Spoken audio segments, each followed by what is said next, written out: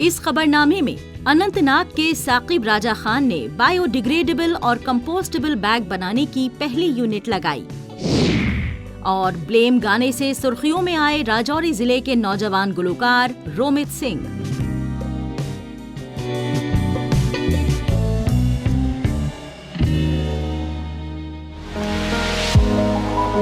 जनूबी कश्मीर के अनंतनाग जिले में रहने वाले इनोवेटिव इंजीनियर साकिब राजा खान ने दूर दराज इलाके ब्रह्मा रानीपुरा में प्लास्टिक और पॉलीथीन की रोकथाम के लिए एक ऐसी पहल की है जो बकौल इस नौजवान के शुमाली हिंदुस्तान में अब तक किसी ने भी नहीं की। इन्होंने अपने इलाके में एक ऐसा प्लांट कायम किया है जहां बायोडिग्रेडेबल और कंपोस्टेबल बैग्स तैयार किए जाते हैं। हुकूमत ने prime minister employment generation programme के तहत ये यूनिट कायम करने में इनकी मदद की। जब मैंने इंजीनियरिंग अपनी कंप्लीट की और मैं फिर चंडीगढ़ में SCL में काम करने के लिए चला गया, तो वहाँ पे मैंने देखा कि वो एरिया जो है कुछ ही महीनों में उन्होंने बायो में स्टार्ट कर दिया आना और प्लास्टिक को पूरा बैन कर दिया वहाँ पे। वहाँ से मुझे एक इंस्पिरेशन मिली कि ये एक बिजनेस भी बन सकता है और एक सोसाइटी के लिए ठीक अच्छा एक सेटअप भी होगा। दो काम इसमें एक साथ हो रहे थे और बिजनेस इसलिए ये बन सकता था क्योंकि जब प्लास्टिक बैन होगा तो ऑब्वियसली बात है एक अल्टरनेट ये मिल सकता है वहाँ पे। मैंने इसको बिजनेस मॉड्यूल के तरीके भी देखा और एक सोसाइटी के लिए एक कॉज की तरह भी देखा। वहाँ से मैंने अपने जहन में रखा कि मैं इसमें जाऊँगा, रिसर्च करूँगा और इसमें अभी तक गवर्नमेंट ने मेरी मदद की है। PMGP के तहत उन्होंने मेरी मदद कर दी। साकिब इस प्लांट में पॉली बैग्स बना रहे हैं। अहम बात यह है कि साकिब जो पॉली बैग्स बना रहे हैं उन्हें बनाने के लिए डिकम्पोजेबल मटेरियल का इस्तेमाल किया जा रहा है। प्लास्टिक और पॉलीथीन के इस्तेमाल से न सिर्फ हमारा माहौल तबाह होता जा रहा है बल्कि ये दोनों चीजें इंसान की सेहत के लिए जहरीली भी बनती जा रही हैं। इनकी यूनिट में प्लास्टिक और पॉलीथीन की बजाय बायोडिग्रेडेबल और कंपोस्टेबल बैग्स तैयार किए जा रहे हैं जो कि माहौलियात के साजगार हैं। आज तो खाली गाँव ही नहीं, साउथ कश्मीर और कश्मीर ही नहीं, इंडिया तक क्या नेपाल से मेरे पास कॉल्स आ रहे हैं जो कि एक अलग मुल्क है। नेपाल से कॉल्स आ रहे हैं तो उससे ज़्यादा कौन सी खुशनसीबी होगी कि कश्मीर के हर इलाके से मेरे पास लोग कॉल करके कॉन्ग्रेचुलेट कर रहे हैं कि आपने ये सेटअप उठाया, ये बहुत अच्छा है।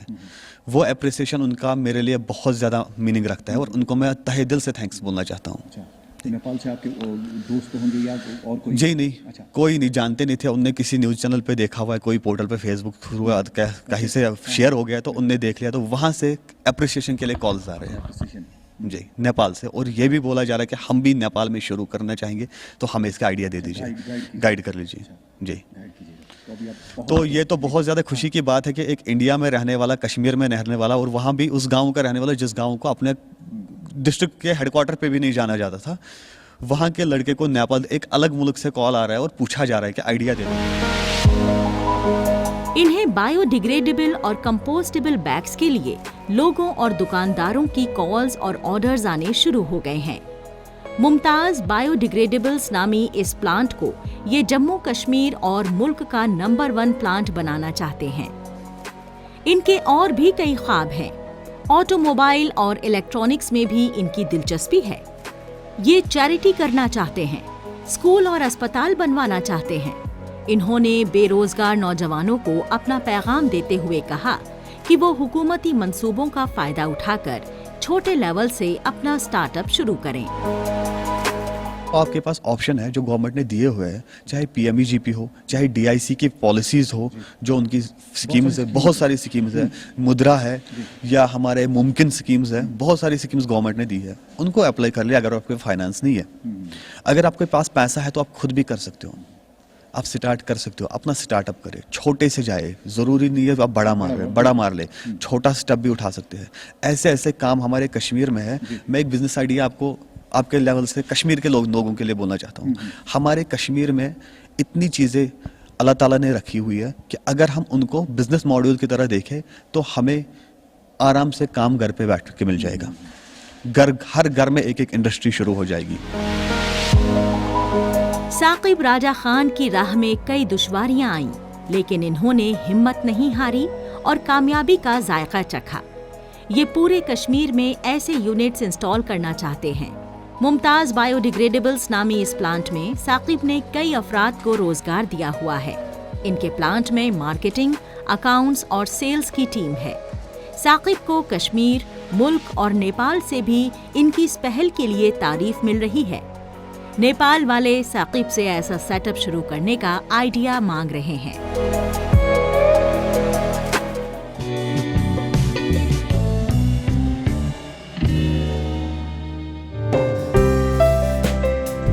जम्मू कश्मीर के नौजवान मुख्तलिफ शोबों में अपना हुनर दिखाकर कामयाब हो रहे हैं। कोई खेल में, कोई एंटरटेनमेंट में, कोई तालीम में तो कोई टेक्नोलॉजी में अपना हुनर दिखा रहा है।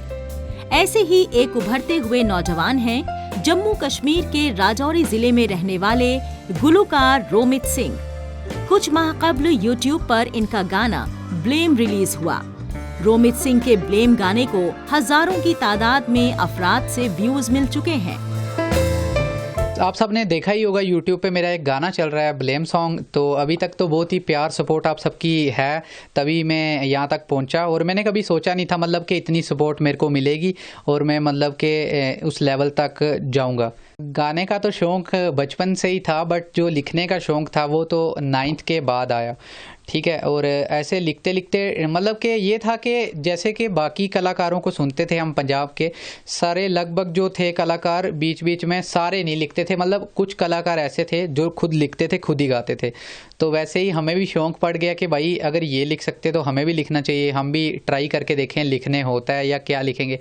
अब शुरू में तो बंदा उतना परफेक्ट लिख नहीं पाता, but practice make the man perfect.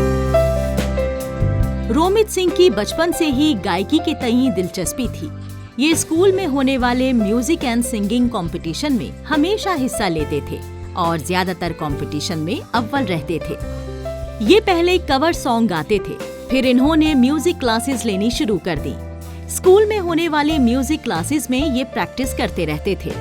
Aahista Aahista इन्हें एहसास हुआ कि इन्हें अपने गाने खुद ही लिखने और गाने चाहिए।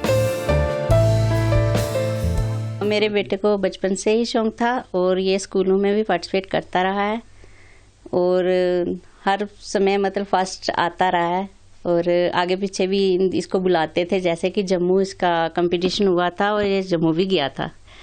तो इसी तरह से मैं सबको बोलना चाहती हूँ कि कोई भी अपने बच्चों को दबाए मत। अगर वो कुछ भी करना चाहते हैं उनकी सपोर्ट करें और उनको आगे बढ़ने दें।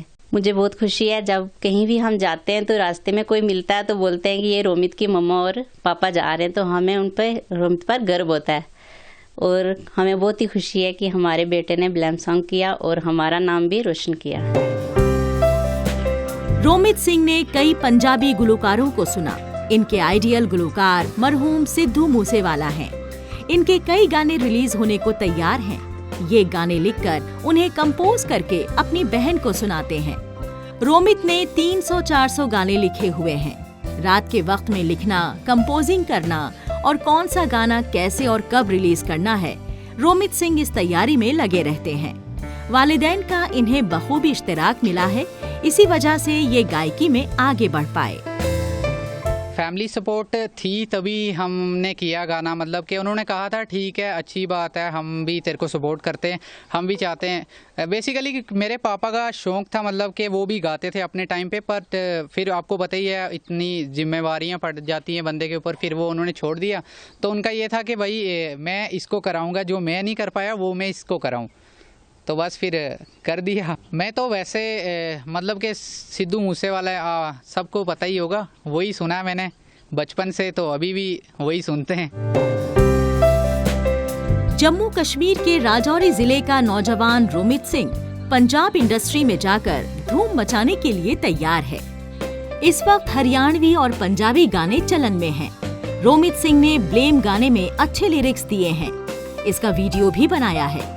रोमित सिंह ने नौजवानों को पैगाम देते हुए कहा कि उनकी जिस भी शोबे में दिलचस्पी है, जैसे art and crafts, painting, shooting, film, dance, singing या इंस्ट्रूमेंटल, उसमें मेहनत करें और आगे बढ़ें। बस नशे से दूर रहें।